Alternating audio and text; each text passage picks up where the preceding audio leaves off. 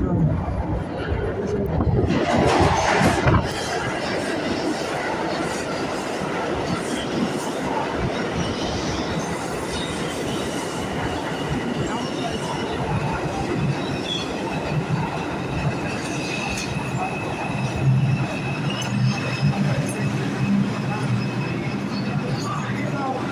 me away from using that because I buy sports and so people know me around that area. You know, so I believe the first time to the army and I make all kinds of false claims about it. But I've heard, man, remember, I'm not trying to adopt anybody. I said now the inheritance come against this. It's very rapid to New York. A gay guy was visiting New York for on a work project, was came here to do a training. And a black American gangster targeted him to lure him with romance scam and killed this gay guy with drugs, fentanyl, and stole all his credit cards and went and cashed out, bought stuff from Bloomingdale's and stuff. And left this gay for dead. So so I'm trying to sue the U.S. immigration for arresting me wrongfully in 2000. My mother said I was a part of an inheritance scam that killed people for money and narcotic gang and Bolani and Florida, and they killed my mother. My mother said, well, they were poisoning her food in Pennsylvania. She ran to New York. They followed her, found out the hospital she was in, and she was being treated for heart attack, and they told the hospital to lock my mother up. They speak American English, my mother doesn't speak American English, and they locked my mother up in the mental ward. My mother is not crazy. So they've been trying to lock me up in the mental ward. I think this gang also, they're working with their police. They say a lot of criminals in America, the police sometimes use them as an asset, to snitch on other criminals, and they have access to police surveillance. So they said some of the criminals that are being used by the police as witness or whatever as asset to snitch on other criminals.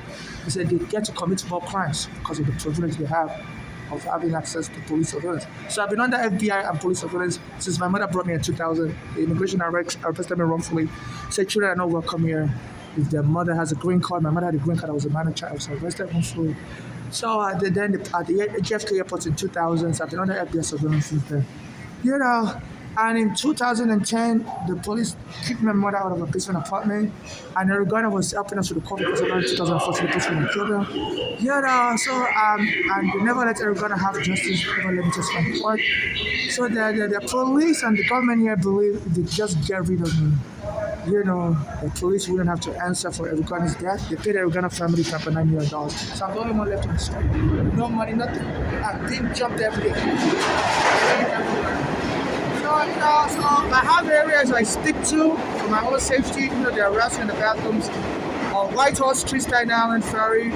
Because my mother, that's the area my mother used to go to. That's the first place she showed in America. So I try to stick to those areas to use the bathroom there because I've been going to that area for 25 years. So people know me around that area. Even though I wear a mask now. But so I use my food stamp there. Then also on Chambers Street, Manhattan, by the 2 line. I used the bathroom in the train station there. I went to BMCC College around 2003. So they've been trying to harass me anytime I use the bathroom in those places. Anywhere I shop in that neighborhood with my food stamp card, they won't let me use the bathroom in the train station in that area, which is discrimination. You can't be harassing me, stopping me from using public facility. I don't care what scam you're trying to do. So they come with the MTA police, come and they chase me away. Actually, I was on the 2 train trying to get to another bathroom, and they brought the 2 train here. I told him last we had to get off.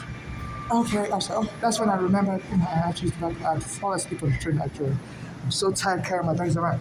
So I'm noticing, it seems, they're diverting my trains to, because this area, I'm not really familiar with this area. I don't know this from the first time call here. So I think they want to divert me to using the bathroom in this area. So in case I get killed, they can then go and make false claim about me that I'm a gay person. I've adopted so many children all my life, and those children would inherit my property. So they've been having Black American women that that pretend to want to be nice to me. Like last night, it was so raining, it was so windy, and the wind blew me. I fell on the floor. I don't have the proper shoe. And And I noticed this black American woman, she stand in the cold in front of the Brooklyn Library. It was so windy last night. Today is November 11, 2025. Yesterday, November 10, 2025. In front of Brooklyn Library, there's a police camera there across the street from the Brooklyn Federal Court, in front of the Brooklyn Library. This black American woman stood there in the rain, in the wind. So I was like, why is this woman standing in the wind? Isn't she afraid? The wind blew me. I fell down. I don't have I'm wearing shoe loose because I wear size 13 really. But I can't find a size 13. It's trying to give me this shoe. It's really size 11 in the US. So I can't wear it fully. I wear it loose. So the wind blew and there was an MTA car guy. I was using the phone booth in front of the Brooklyn Public Library, Cadman Plaza. There's an MTA guy, it started this kind of wind. And that way was so fun. Saturday, that way. Because the wind was blowing, I was afraid that the wind can blow into oncoming traffic. So I decided to flee. So I started trying to phone. Let me just leave that. I just you can go to you can go hide in the central booking. I'm like, that sounds like a prison. I said, no, why would I want to go to central booking? He said, so that the windows will kill it. I said, go to central booking and go there. And then I'm like, I just didn't know what to travel. I was headed towards our home. Still riding on the street. There's long time. I said, wouldn't leave. He told me, if I go to central booking, so please don't stay behind. They're going to kill you. If you're trying to lure me to a house or something, I'm there. Why is she telling me to begin to win? And telling me to go and sit. That's for criminals. I don't pay to be a criminal. And I'm not excited by crime. I don't have a crime fantasy.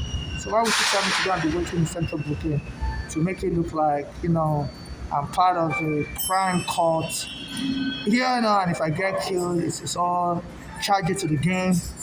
I'm also into killing people for inheritance money. So I don't know what kind of gang she works for, but my mother said those are part of an inheritance scam in America. They keep it for money. So I'm not part of any